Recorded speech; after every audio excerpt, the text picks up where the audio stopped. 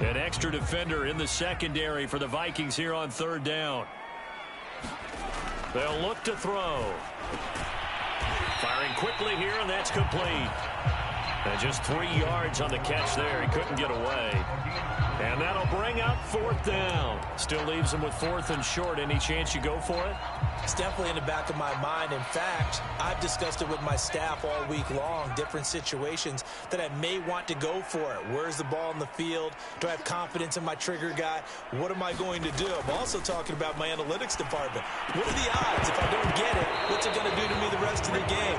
Personally, I end up taking all that, putting it in my head, and making a decision. And you know me, I'm probably going to go for it. Wow, you want to make an opening drive statement. Yes, I do. Once I have the ball and I've got it on the move, I don't want to just give up that easily.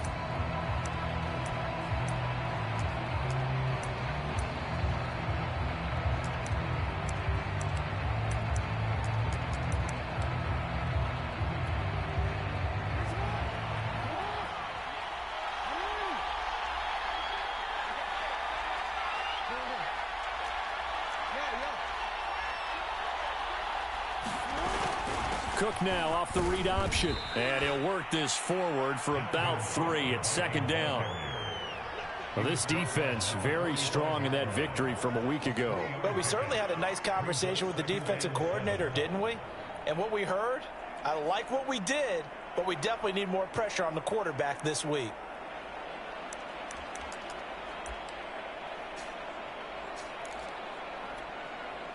Second and 6. No, scratch that. Second and 7.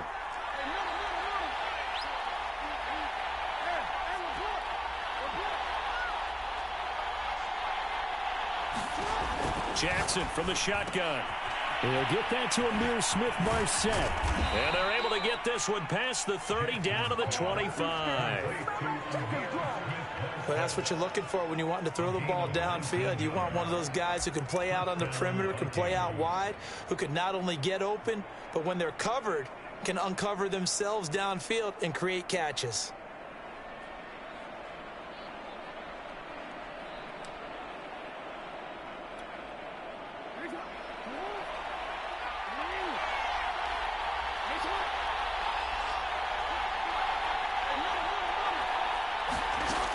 First and 10, it's Jackson. And that is knocked away in the middle of the field and incomplete. Well, they've got man coverage on the outside, and my scouting report on these DBs tells me that they love to take matters in their own hands. They want man coverage, not zone. And there was good coverage there that forced the incompletion. An incomplete pass leads to second and 10 from the 25. From the gun, it's a give to Cook. Oh, a nifty juke there. Not much fun for a guy trying to tackle him. Following the good run by Cook, here's another first and 10. From the gun, it's Jackson on the move to his left. And that's going to be knocked away in the end zone. It's incomplete. So many times when we talk about coverage, we're just talking about a defender running with a receiver, but a big part of it is understanding where the football is, finding it. In this case, when it arrived, it wasn't a surprise, and he was able to bat it away.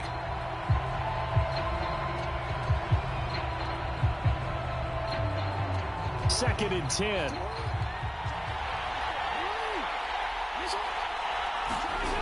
Throwing is Jackson.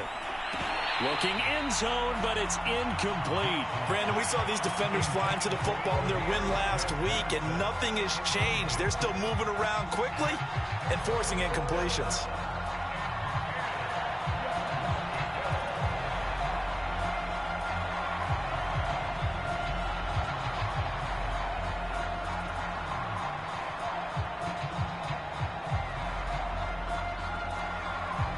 So back-to-back incompletions, and that has them staring at a third and 10. Jackson now. Eluding the pressure right. The ball comes out, and the defense will get their hands on it, going the other way. And a big turnover there as his guys will get the football back. Always costly to cough up that football. These defenders, they become so adept, though, at jarring it free. Yeah, it's amazing that there aren't more fumbles caused, because now, if you're an offensive player, You go through ball security drills every single day. It's really not out of line to think you should take the ball to bed with you and just hold on to it. But the bottom line is, no matter how much you try to protect it, these guys are pretty good at finding ways to knock it out. 3 yards on the pickup there, and it'll be second down. And while they hope to continue this drive, it's really already mission accomplished. They've given enough space now that if they have to punt the ball, they've done so with that first run.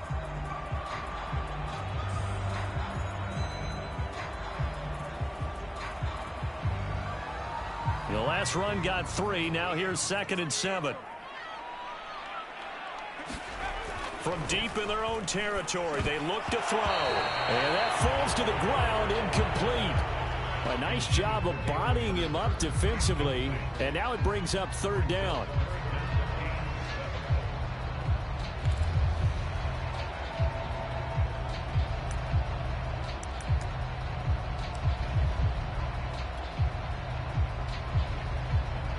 Facing the prospect of a punt from their own end zone, they need some cushion. Let's see what they can do on 3rd down.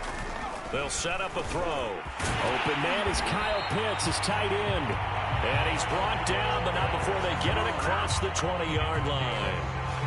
And that's well executed there on 3rd down. And I love the confidence that they had to let their tight end try and find some space in the middle of the field, right in their quarterback's line of vision.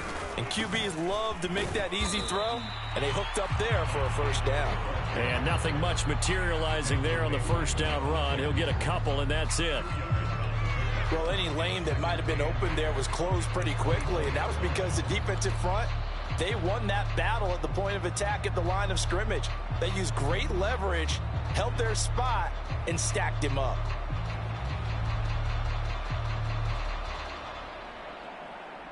The last run got a couple. Here's 2nd and 8. Back to throw. Man open, that's Calvin Ridley. And they get him down, but not before he takes it across the 40-yard line. Well, I think when they look at their offense, they think to themselves, weapons everywhere, and they want to move the ball around. They want to spread it to different people, but you absolutely know they want to get this man involved as well, and that's what they just did on that play.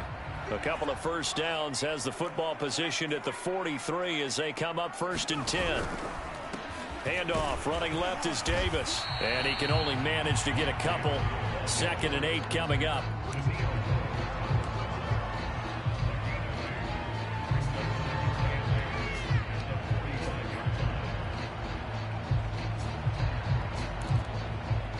We're scoreless after 1.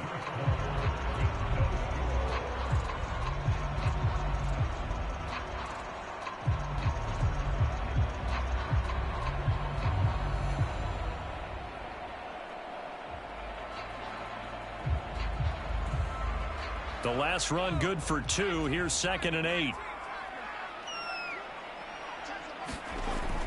They'll set up to throw. Oh, that's into double coverage and intercepted.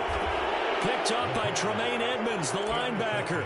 CD, I know it's just his 2nd year in the league as a quarterback, but that's going to be one when he flips on the tape. He's like, I shouldn't have thrown that ball. No doubt about it, and his coaching staff will be emphatic about he shouldn't have thrown that ball. But remember, 2nd year, as you noted, on-the-job training, so he's got to take this feedback that he's getting, negative or otherwise, and turn it into positives moving forward. A gain of 3, 2nd down. Give credit to the defense for stringing that play out, and they gave up no cutback angle. You know he was trying to dart through. No place for him to go. A nice job there, only giving up a 3-yard gain.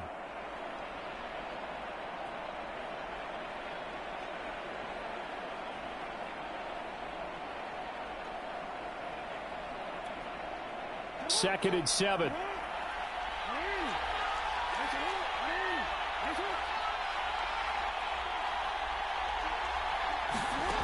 From the gun, Jackson.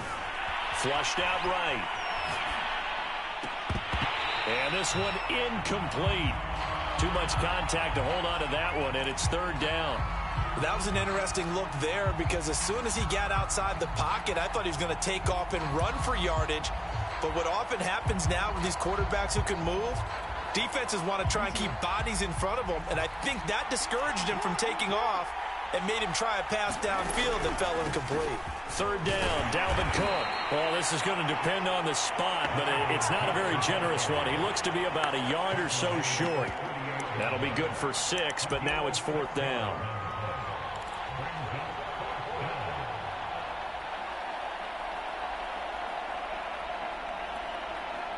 Now the Vikings will send out the special teams crew here for a field goal try. This officially a 55-yard attempt. And he has got it from 55 yards away. That was never in doubt. They got the interception, but very little movement after, and that forces him to settle for 3. And it does feel like settling when that happens, doesn't it? It certainly does, but we got to give a lot of credit where it's due, and that's to the defense because they ran onto the field. This is what we call sudden change, right? Interception, you got to go put out the fire, and they did, holding them to a field goal. Taken at the 15, a short kick. And they're going to start this drive in pretty good shape up past the 30.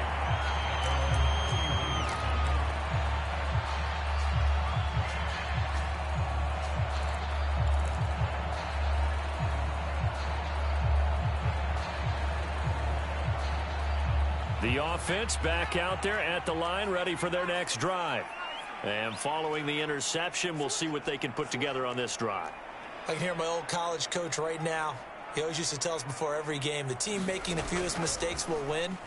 What they're hoping is that last mistake is their only one of the game. Coaches, that's all they talk about, turnovers, right? Minimizing those and maximizing opportunities. That catch good for only a couple.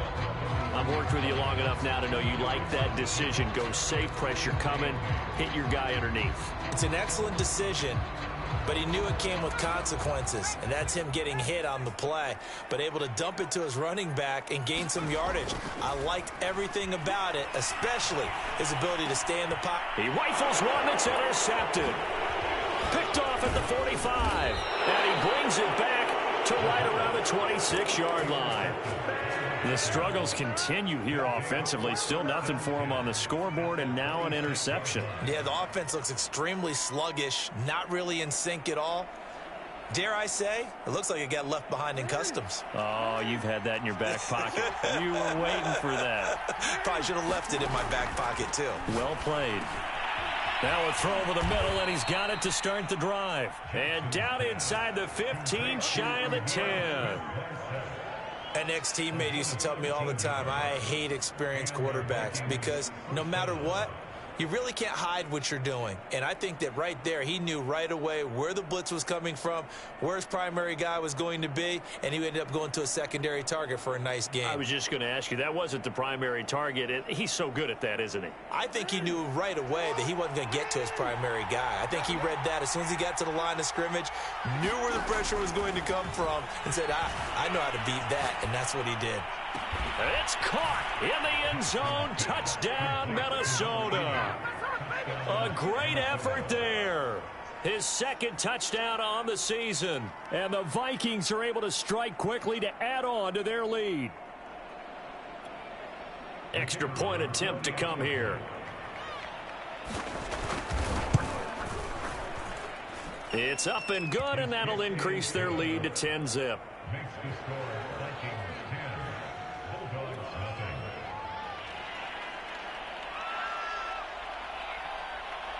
The kickoff team on the field now as they will send this one away.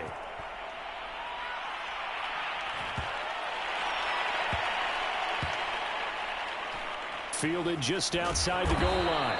And he'll go down at the 2-yard line. What a disaster there. Only able to get it to the 2-yard line on his return. Not going to make a lot of friends on your team when you only get it that far.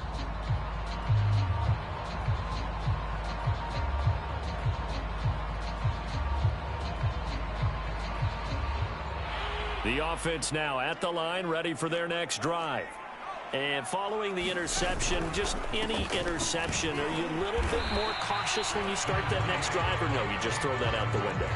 I think you are. I don't think that there's any way you can run back out there and go, totally didn't affect me. Let's just go ahead and be loose with the football again. You're going to take care of it, but you have to be careful about being too cautious because now you can't run any offense at all. Still want to attack. We'll see how they attack him here. And for the third time here in this half, it's intercepted. Picked off at the 18. Then he will bring it back to about the 11-yard line. Boy, so another interception, CD, and it feels like he's starting to unravel a little bit. And as you would expect, still a work in progress here in his second season. He has to start ironing out some of these mistakes, though, because now his head coach, his offensive coaches, they have to evaluate whether you keep playing him and let him work through it. He's got his man. It's taken in for a Viking touchdown. Amir Smith-Marset, his first touchdown on the year. And the Vikings find a way to stretch their lead. No problem there on the extra point. And that makes our score 17-0. The kickoff unit is out on the field, and they will send this one away. Cordero Patterson to return it, bringing it out of the end zone. And only able to get this to the 19, so probably should have opted for the touchback.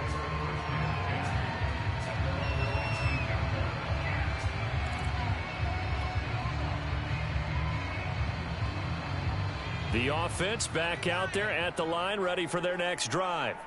And they've sort of lost their way, partner. How do they recalibrate and get this proverbial train back on track? Well, this is where leadership really comes into play. How's the head coach handling it? The offensive coordinator?